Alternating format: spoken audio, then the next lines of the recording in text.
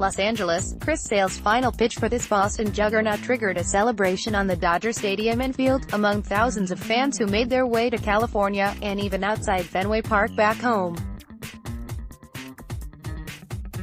The quest is complete. Yes, these 2018 Red Sox really are that great. A team to remember from top to bottom. A season to savor from start to finish. David Price proved his postseason mettle. Steve Pearce homered twice and Boston beat the Los Angeles Dodgers 5-1 on Sunday to finish off a one-sided World Series in 5 games. A frustrated franchise during decades of despair before ending an 86-year championship drought in 2004, the Red Sox have become baseball's team of the century, with 4 titles in 15 seasons. Join the conversation at facebook.com/ColumbusAsDispatch and connect with us on Twitter at DispatchAlerts. Seeing all these grown men over there, just acting like kids, that's what it's all about, Price said after pitching 3-hit ball into the 8th inning on short rest. This is why I came to Boston. After losing on opening day, Alex Cora's team romped to a 17-2 start and a club record 108 wins, then went 11-3 in the postseason, dispatching the 100-win New York Yankees and the 103 victory and defending champion Houston Astros in the playoffs. Cora, a player on Boston's 2007 champions, became the first manager from Puerto Rico to win a title and just the 5th rookie skipper overall. "I don't know where we stand in history and all that," said Dave Dombrowski, the club's president of baseball operations.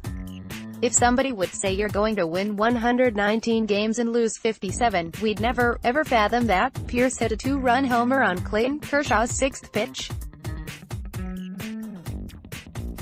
Solo homers by Mookie Betts in the 6th inning and J.D. Martinez in the 7th quieted the Los Angeles crowd. Pearce added a solo drive off Pedro Baez in the 8th, then was selected the series MVP after the game. "Best feeling in my life," Pearce said. A June acquisition from Toronto, Pearce had 3 homers and 7 RBIs in the final 2 games. Thousands of Boston fans remained on the first base side of the stadium long after the final out, chanting, "Let's go Red Sox," and singing, "Sweet Caroline." Of course, they let loose a few choice words about the rival Yankees, too. "I never knew there were so many Red Sox fans here," Martinez said.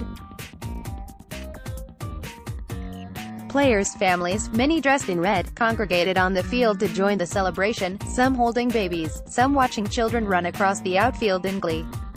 "This is the greatest Red Sox team in history," owner John Henry proclaimed after receiving the series trophy.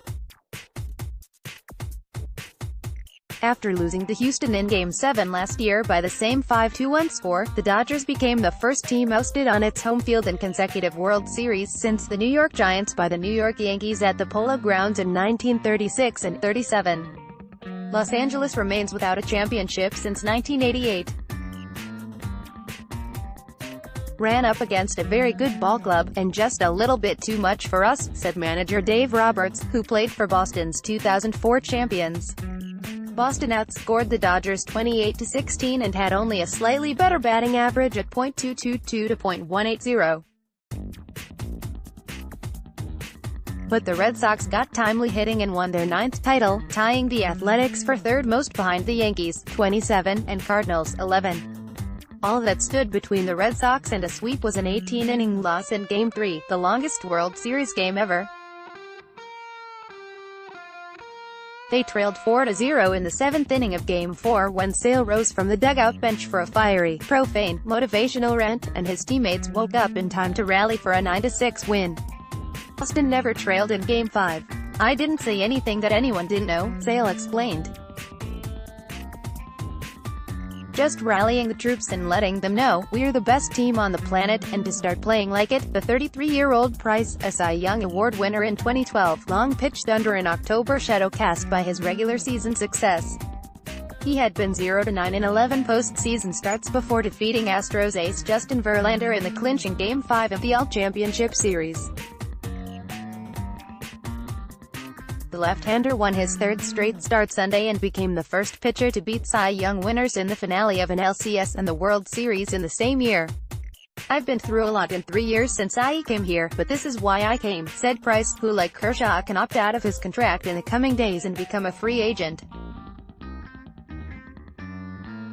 After allowing 2 runs over 6 innings to win Game 2 last Wednesday, Price got 2 outs in the 9th inning of Friday's marathon game.